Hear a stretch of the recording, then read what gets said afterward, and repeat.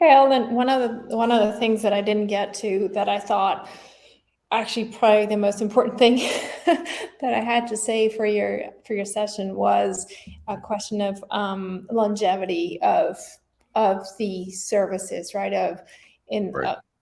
that as an organization or an individual, you may be here, you may not be here. Obviously the SBA is going to be there, but for the regional services, it is quite detrimental, as as I definitely learned. It's a huge impact when there are administrative changes that decide that the services are going to be provided by somebody else, or the services are going to be different. It's not easy for entrepreneurs. They are lost, and it's continuity it's very important. Right. And that's another reason why we're doing the continuation, that continuity. Right, but also for an ESO as an agency, right? Right. Have a plan, sort of place the seed on different organizations or agencies or universities or whatever it is, so that if for whatever reason you're no longer there, Right. Right. that somebody else, that entrepreneurs have a common place that they can go to. Right. Yeah. And especially with even just in the past couple of years, some of the turnover we've had with the ESOs as well, I'm Right. pretty sure. Yeah. And then new people coming in and kind of picking up the pieces. And yeah, I totally understand that as well. Mm-hmm.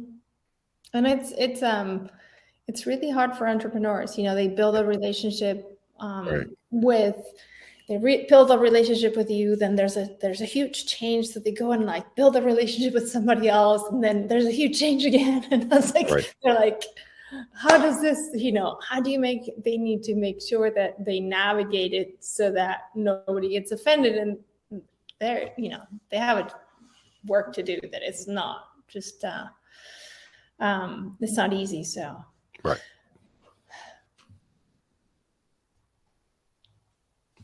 Okay. just curious, that So, little eye on the corner that says 18, is that 18 people like floating around?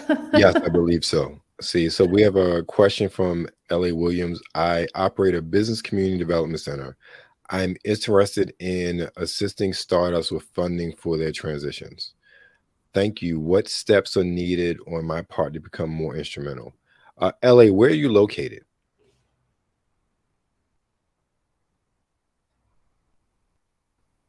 Okay, Chicago.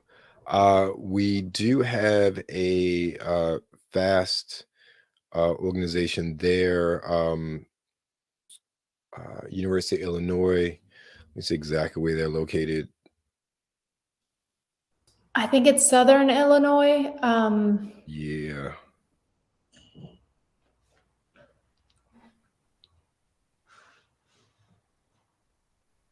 But I'm more than happy to, connect anybody that reaches out and wants to connect with other ESOs, or just get Yeah, it's in the.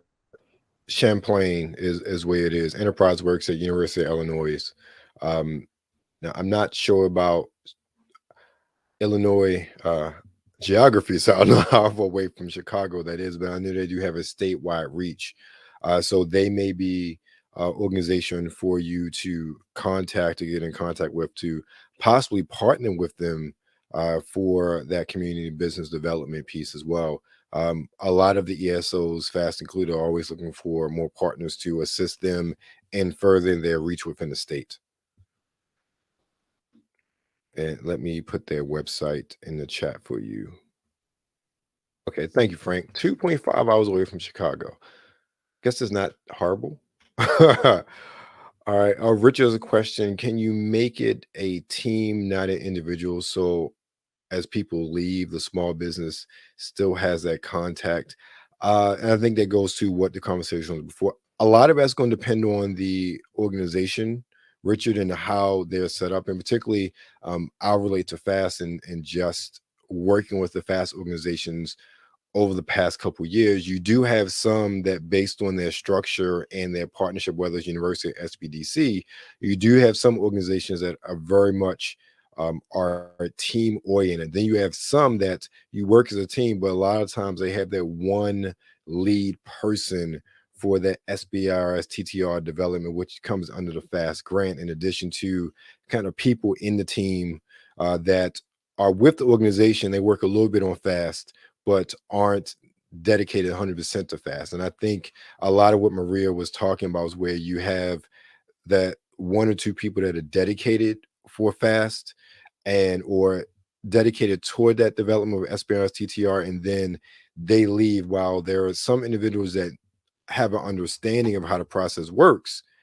That one person is really leading the effort. So when you do have that, and again, transition times and SOPs really help to bridge the gap for that transition, but there's always going to be a gap there because there are relationships that are built, whether you have an individual person spearheading or a team. And as a small business, and I've seen this simply because I've seen many FAST organizations, especially last 2 years, a lot of turnover in a lot of organizations in their teams. While they've had people come in for teams, you may have that one individual that was leading that's really good at making headway at certain populations. And then that person is gone. Well, the new person may have strengths in other populations. So now the population that had really made headwind, they don't have a direct contact, or their contact isn't as steady with that population, that technology, compared to who's running it now. So a lot of it does come to not just that gap of individuals,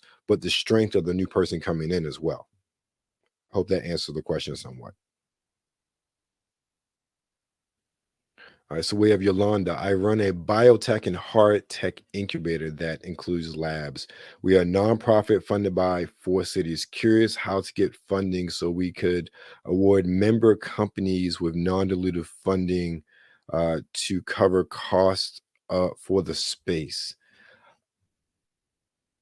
I'm not sure if that will fall. I'm not as familiar, and excuse me, I'm very well versed in FAST and what FAST does. I'm not so much as versed in Growth Accelerator and what their funding entails, and some of the other programs that we offer. But I would definitely say look at SBIR.gov at our programs to really get an understanding of what we fund. Outside of that, I don't know where really to direct you, or even if you are if there's a FAST organization within one of the 4 cities or states you work in, maybe partnering with them, and based on their budget, they could have budgets um, or budgetary to partner with you to give grants to allow companies with that cover cost of space. A lot of organizations are not just focusing on that sort of phase 0 or phase 1 of finding a company and helping them write that grant. A lot of organizations, especially in my conversations in the past few weeks, are really looking at more of a holistic focus. So they're not just looking at getting them in the door of SBIR. They are really doing their best to work to be able to assist with phase 1, phase 2, and then ultimately phase 3 as far as commercialization. It obviously depends on the overall organization that they are. Some are better suited to that than others, but it would definitely, I would say, take a look at the FAST organizations that are near you and reach out to see if maybe that sort of partnership is something that could facilitate what you're proposing.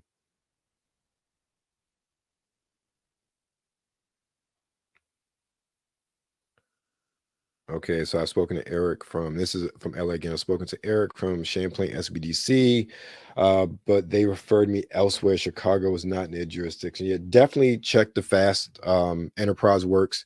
The FAST organizations do events and outreach statewide, so it's not just in that local area. So if the SBDC is not something that it's out of jurisdiction, definitely talk with the FAST there and reach out to them. It may be a very profitable partnership going forward. Okay, so Deborah asked, and I guess I'll start with you, Amy. Can each organization talk more about their commitment to equity? Sure, I'm happy to speak on this one. So, couple of things. in our core values here at the corridor, radical inclusivity is one of those. And we are always asking who's not at the table anytime we, launch a program, anytime we really do anything within the organization. And we back that up with our metrics, and we're tracking that. So, for example, in our Sinfluence initiative that I lead and run as a program director, more than 40% of the companies that we work with in that initiative meet some of the disadvantage criteria by the SBA. So they're women-owned companies, they're minority-owned companies, they're veteran-owned companies, and when we're doing our outreach, our storytelling, our marketing, when we're building partnerships and relationships, we're always reaching across the table into those communities, and they're reflected on our team as well. And so, kind of at all different levels within the organization, within the community that we're building, there's an intentional effort on making sure that our resources are going to underestimated communities. And so that's a core part of what we do, and it's something I'm extremely passionate about. It's not always easy. There, just like kind of the translation that we do between entrepreneurs and the federal agencies, different groups have different priorities and different levels of interest and different familiarity. And so it's really just kind of meeting people where they are and helping them take that next right step on their journey. And so that's what we do here in the corridor. How about you, Maria? So I'm quite proud to say that I think in order to reach, to be inclusive and equitable, you have to set up some targets, of course, but you have to measure where you stand, where you want to go, but also who's out there, and that's probably the hardest measurement, right? But I'm proud to say that we started recording our metrics and who were we servicing, who were we targeting, who were 20 years ago, exactly 17. Because we were offering fundings of different sources, and it was important to us. Nobody was requiring it from us, but it was important to us to understand if we were being effective at reaching a diverse community. And we have the metrics. I can't say that our metrics are great. You can always improve them, and I would say that probably understanding who is out there that we should be servicing is the hardest quantification, because you don't know what you don't know. So we're always looking for new connections to different communities, to entrepreneur services, consultants that might be targeting specific groups of people, and partnering with them and see if we can bring the message to them. It doesn't mean that it's going to directly translate into an SBIR award, but at least we have that measured. Like, now we know that there's an opportunity and that we should be reaching out to or that we are targeting. At least our message is and our services are being offered. All right. Thank you, Maria. Now, I'm a LA. Now, it depends. Some FAST are located with SBDCs and some are not. In the case of Illinois, it's not. But this next one I'm going to talk about is, and next one isn't. I'm sorry. I'm thinking of someone else. But some are, some aren't. It all depends on the state organization. But I'm going to get to Kim's question. So Kim states that I run a nonprofit in Kansas City, Missouri that prepares youth with disabilities for employment opportunities. We are partnering in 2023 with an ESO serving Black entrepreneurs to launch a disability ESO in the Kansas City region. I would love feedback and support for this work, and we're leading to build the inclusive entrepreneurship ecosystem. Now, I'm going to direct you to the SBDC in Missouri. They are also FAST, and I'm going to give you, let me put the link for the contact there.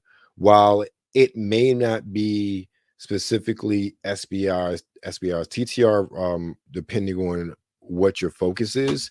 It is the SBDC for the state.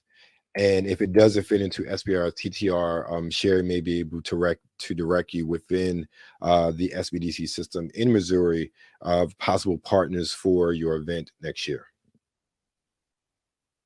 Okay. Simon, Matt, are you here? I don't think he joined us on the breakout. Okay, unfortunately, Simon, Matt is not here. Which organizations can apply for direct funding to develop these products?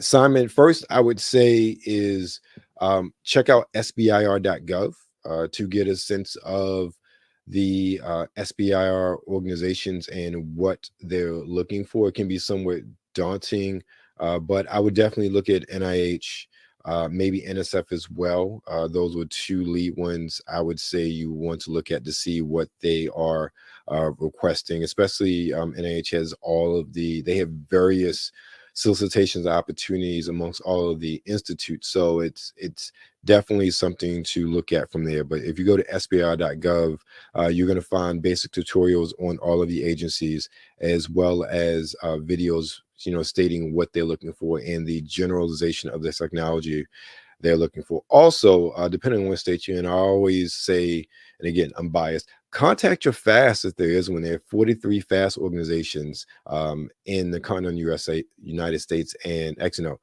Alaska isn't continental. So 42 in the continental United States. Is it continental? Since it's up there, I guess. Anyway, 42 within the lower 48. That's what it is. Lower 48, Alaska, and then Puerto Rico. So right now we have 44. So if there's one in your home state, definitely contact them for further assistance going forward.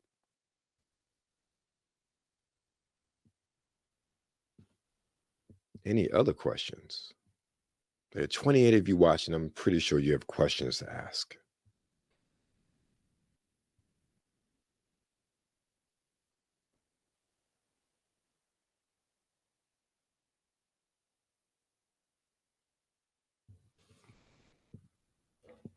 All right. Well, Amy, let me ask you this question for your organization specifically. You were a growth accelerator, right? Or you won a growth accelerator award. And now your organization is working on a FAST grant. Could you talk about maybe some of the differences in the focus of your organization based on the two, or maybe even how the growth accelerator helped prepare or is feeding into the work you're doing under FAST? Sure, Eldon. So not Growth Accelerator, but the SBIR Catalyst. Catalyst, that's what it is. We'll apply for Growth Accelerator too, don't worry. But yeah, SBIR Catalyst. So in 2021, we were part of the inaugural cohort for SBIR Catalyst. And, really what that award did was allow us to start converging some of these partners, with some resources attached around a very specific focus. And that focus was, how do we help increase the number of women participating in the SBIR program here in Florida? Average across the country, it's about 13% of awards that go to women-owned companies. But we knew that, there are a lot of awardees here in Florida. And what we find with some of these underserved, populations is creating mentor networks, creating, examples of, and people who look like you that have done it before and have been successful, kind of as mentors and role models for others is really important. And so we spent a year working with 5 different ESO partners across the state to bring together those ESOs to make intentional outreach, to look at what organizations should we be collaborating with to get more women entrepreneurs in the program. And then we did some direct support as well. So technical assistance, commercialization planning. And we were able to help several women entrepreneurs that were here in Florida secure funding through that effort, which was really exciting. So we had some initial success to build on. And with that sort of core group of ESO partners, realized, hey, there really is a strong need here, and there's not an organization in Florida that is convening around this issue. and there hasn't been really, over the history of years. And so we found a niche that the corridor could serve. One thing that we learned with working with the ESOs is, this is really highly specialized knowledge, and it takes years to kind of learn the process and develop the tools. And our ESOs just, all ESOs are under-resourced, I feel like. So they really, had various levels of knowledge or awareness about the opportunity. And where we see the scale in the corridor, so we love supporting entrepreneurs, working with them individually, but we also see a lot of scale in being able to build capacity within our ESOs. And so looking toward FAST, we took some of those lessons learned from SBIR Catalyst and really we put that into our FAST application. And, it helped us set up our application process. What would our trainings look like? What are really the needs of the ESOs in our community? And so this year, just, 2 months ago here, we're a brand new FAST awardee. So Florida has a program here for the first time, and we're really excited. Thank you, Amy. Appreciate that. Any questions? You guys have no questions, really? There are 23 of you.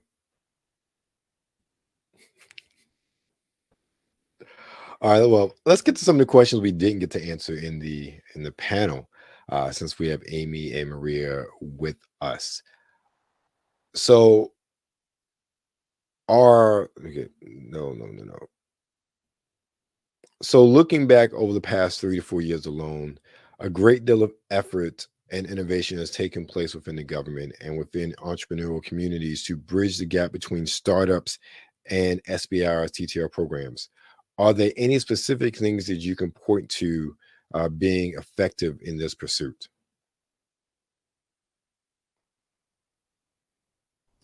Can I start by saying kudos to you guys for expanding the FAST program to include, how many did you say, 44? We're 44 now, yes. Yeah, I think, I think it used to be 15 to 20. It makes a huge difference when you join the monthly ESO organization meetings, and now you see not just FAST awardees that are 44, but also all kinds of community. It's not just those of us that are helping on SBIR, but also investors and federal program officers and all kinds of people. And I think that has made a huge difference. It's SBIR is a lot more in everybody's mind or vocabulary, right? And that has helped a lot. I agree to that extent. And we lost Amy. I'll wait for her to come back. One of the things that I always say, and just give a background from my experience, I've been with SBA for 3 years in this position. Before that, I was at USDA with the SBIR program. I was there for 7 years. And one of the things I always say is that the first primary goal is to preach the gospel of SBIR. It is the worst, best kept secret in the federal government when it comes to funding. And the more capacity we have to really spread the word about it, the more people are knowledgeable about it. Now, whether or not they're prepared or at that point to submit, that's a different story. But once people start to hear about it, they start to think, is this something that could be beneficial for me and what I'm thinking of? Now, whether their technology or what they want to do fits the innovation criteria for a specific agency, that's a bit different. But the more, because even in when I talk to just regular people and I tell them what I do, the antennas go up, the eyes get wide when I tell them about SBIR TTR. They are so shocked that the federal government has a program like this that has been around for 40 years, and for the technology that has come from it that we use every day. They are literally gobsmacked with that information. And so many people are just interested to say, how can I be a part of this? I have this idea? Can I do this? And having the fast organizations, having the widespread ecosystem that we have now really aids in spreading the word, but not just spreading the word, offering assistance as well, where we didn't have this sort of widespread support when I started in SBIR in 2012. It's a totally different world now with regards to the awareness of it across the country and the support system compared to when I started at USA. I don't even think FAST was really in existence like that then. I think it was during that time when it wasn't funding, and then it came back shortly thereafter, because I was actually a reviewer, I think in 2014 or 2015, if I remember correctly, somewhere around then. And it's just to see how it is definitely grown, and the ecosystem network has grown, and how so many, from firsthand experience, so many entrepreneurs have benefited from the widespread growth of the ecosystem network to really become aware of SBIR and ultimately submit as well. So I guess we lost Amy. Oh no, I think she did. I thought she had 3:30. Anyway, Maria, I'll this last question for you. So what are some specific pieces of advice that you would offer to the ecosystem builders in the audience who are acting as community ambassadors on behalf of America's Seed Fund? I'll circle back to my first comment, and that is be prepared. I think in order to provide a good service and for your community, for your state, your region, it's continuity is it's imperative. And be prepared in some way. Have a strategy for who is going to replace you when you're not there. There are going to be times when, for you personally or the organization is not going to be the one in charge of SBIR outreach, and entrepreneurs cannot afford that. Your region cannot afford that. So be prepared to also train and collaborate with universities, with other federal, with other state agencies, regional agencies, with colleges, with investors, with bankers, with whoever you can partner and collaborate with, and spread the gospel, like Eldon says, so that there is somebody always out there that the entrepreneurs recognize as somebody that it can go to. And the second one would be, do rely on the rest of the ESOs nationwide to provide. I do that all the time. I try to learn what the different organizations have to offer in their region. So if I have somebody that comes to us because they have, so we work in Kentucky, but the entrepreneurs may have connections, or may have a headquarters somewhere else, or they may have a headquarter in Kentucky, but they have employees in another state. So I make sure that to connect them, because our capabilities as ESOs might be different, and that other region may be offering something of a lot of value to that entrepreneur, to that startup. Ultimately, we're all here to serve them, right, and to make them grow. That's what we're looking for, is Right. that they grow as a business. Right.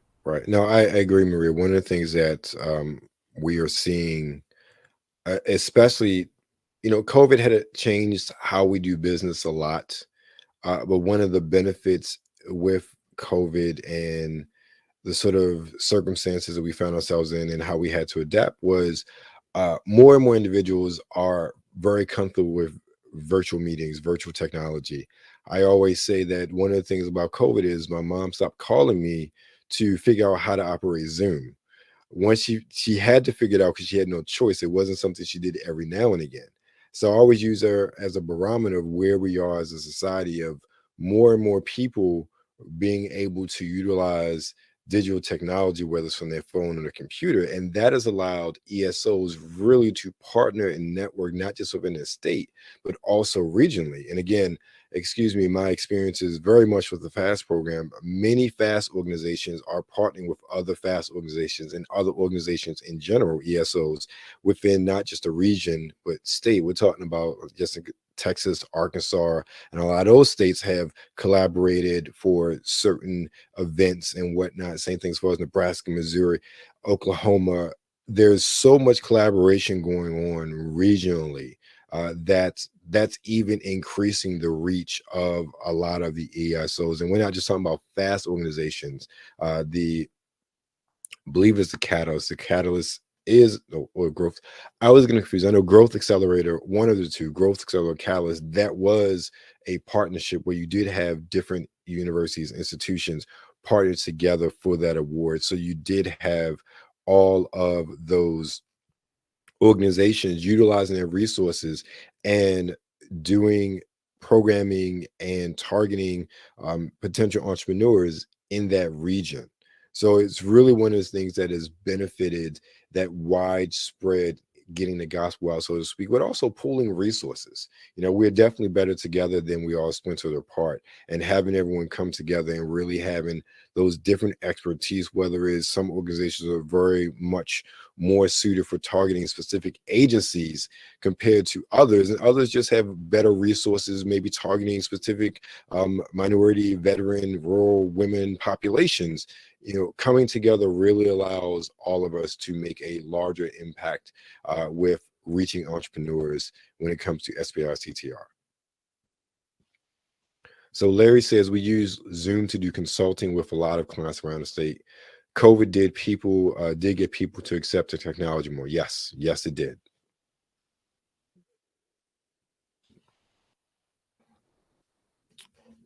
Any other questions?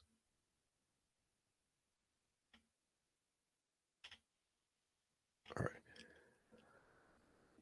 So Maria, are there any programs or any sort of spotlights or highlights you'd like to spotlight from what's going on with your program and what you guys have been doing over the past 2 years? Well, really, I guess it's like a year and a couple months as far as FAST is concerned. Have a lot, but one of the things that we did, and I'll go bring it back to FAST with our award, was we started focusing more on non-research trained entrepreneurs and see, how could we capture some of the opportunities that might be available for those. They're tech entrepreneurs, but not necessarily people that have been in academia, right? Which was our bread and butter as a state. And how could we capture? And we did that through collaboration with Oklahoma, who's also a FAST awardee and a TIVIDS and whatnot. So we partnered with them to offer a DoD accelerator, and also for us to learn about how to approach those programs. That resource. We also partner with them on NASA.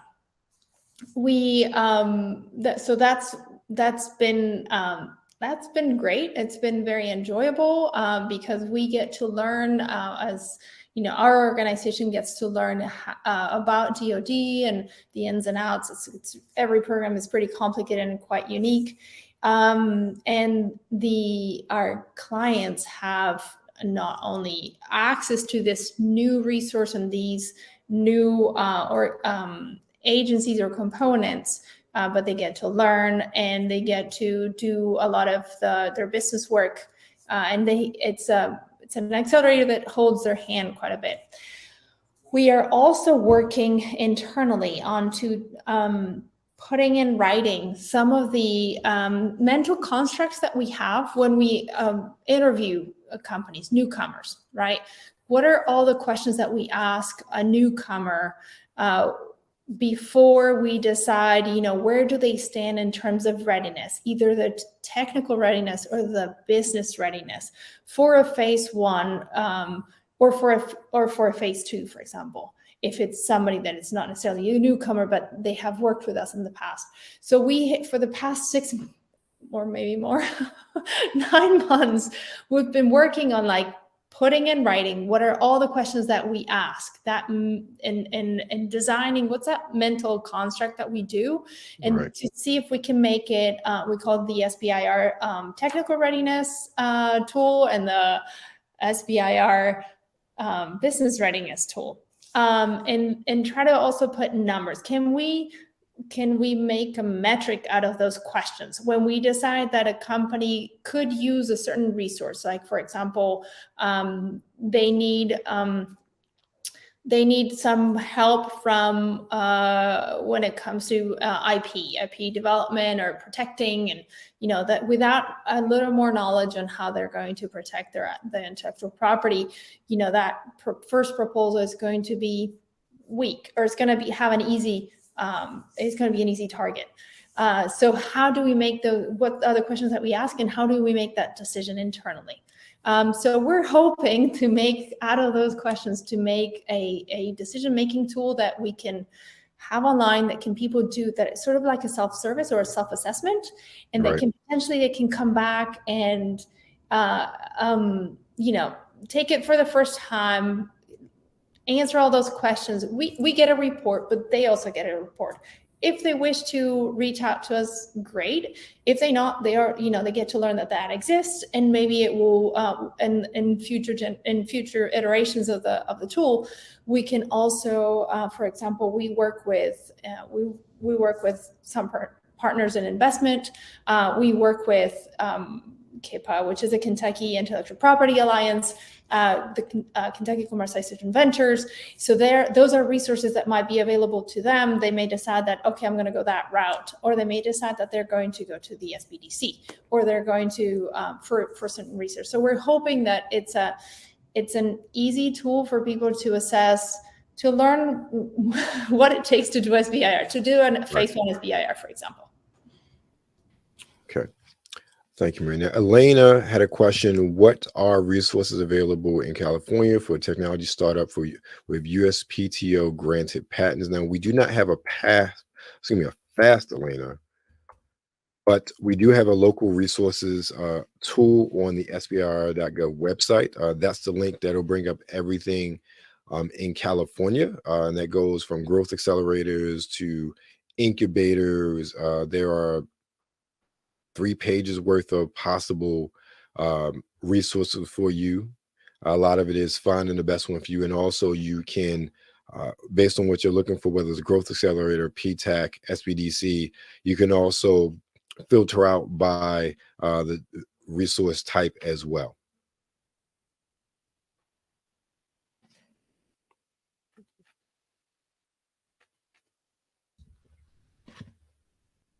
Any other questions?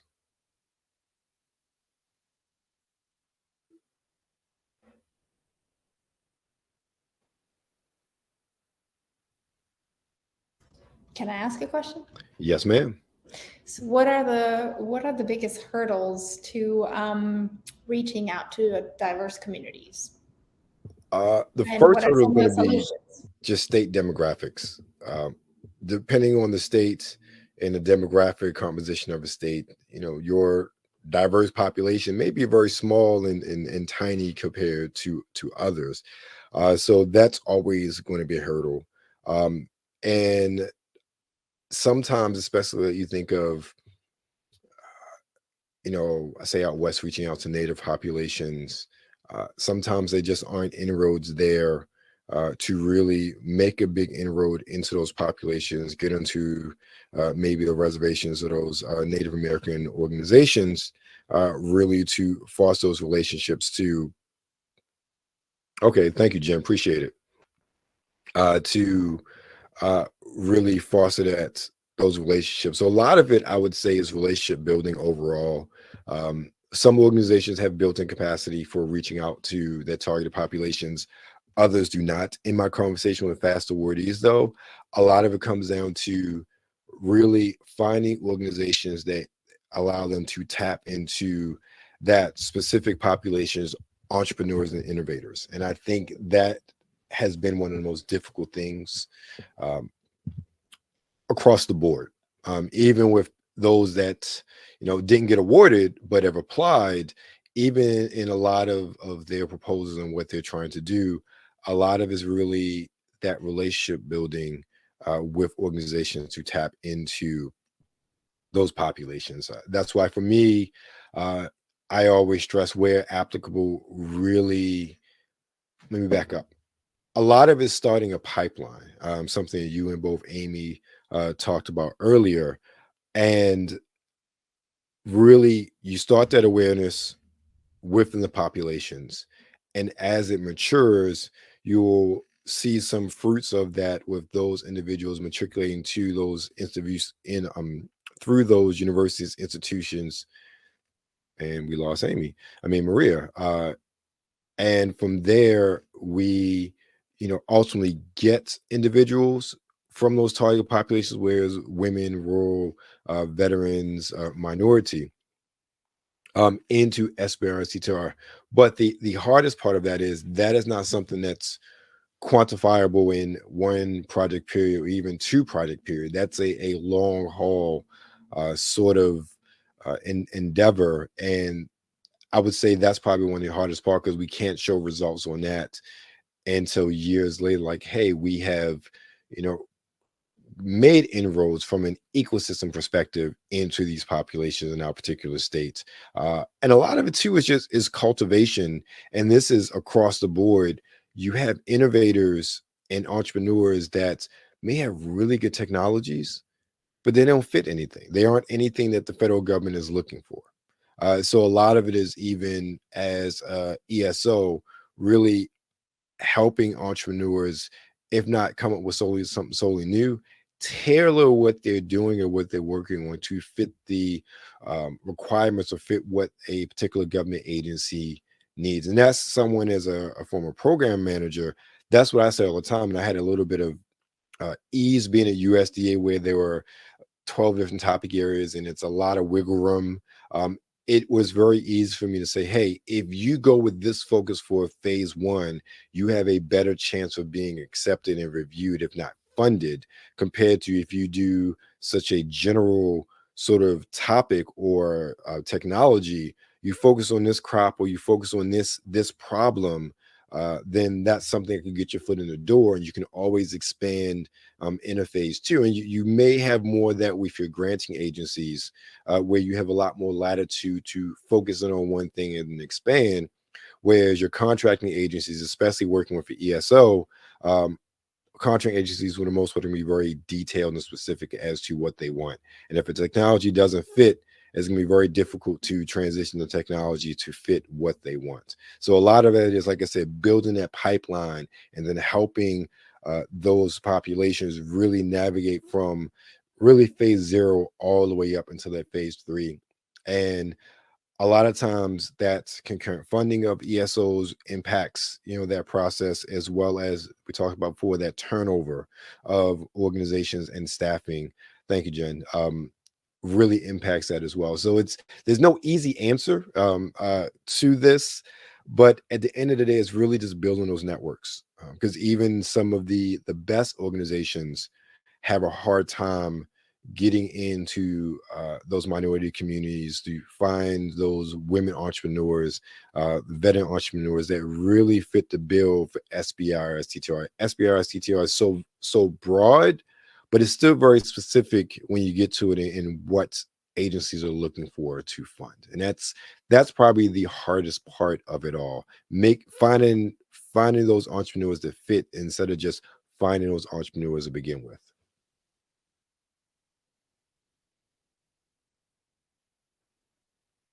Thank you, LA.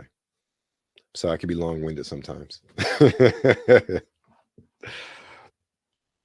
So we are slowly wrapping down. We have 4 minutes left. Any closing questions before we end this breakout session?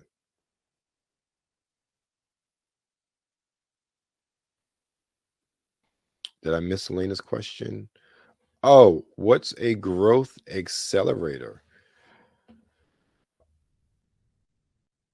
So a growth accelerator, and excuse me, I'm gonna have to read this. So a growth accelerator is a competition that was launched from the Office of SBIR, SBIR, Office of Innovation and Investment, to stimulate innovation and growth, innovation entrepreneurship across the country.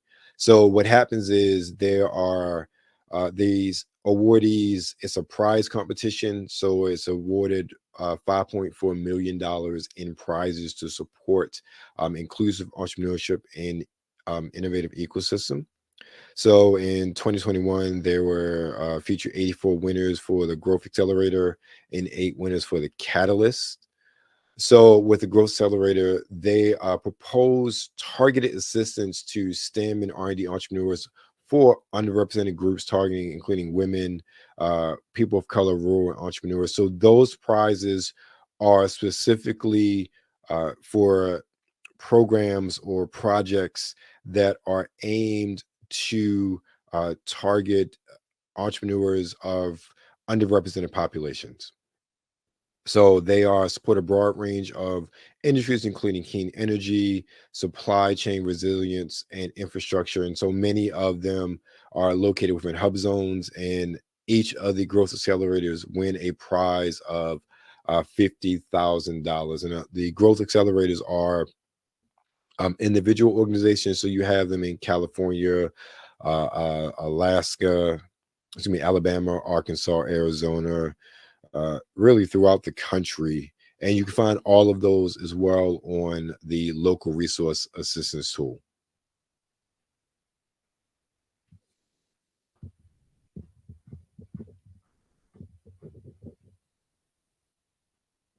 Okay, live, sorry. So yes, yeah, Jenna's right. If you're ESO, definitely sign up for the December 15th webinar to learn more about the competition. It says $50,000 for a targeted organization or targeted population. And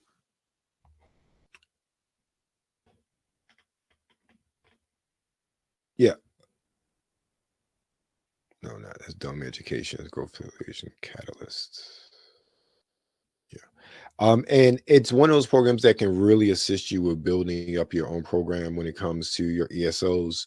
And there, because of that, we are talking about just some possible additions and changes to the FAST program because of how successful that sort of program or prize competition has been with really targeting those underserved populations.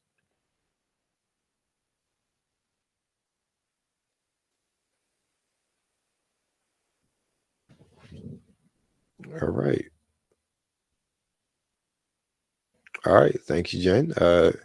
We're all done here. You can head back to the main stage for our next session. As Jen instructed, just click the stage button on your left.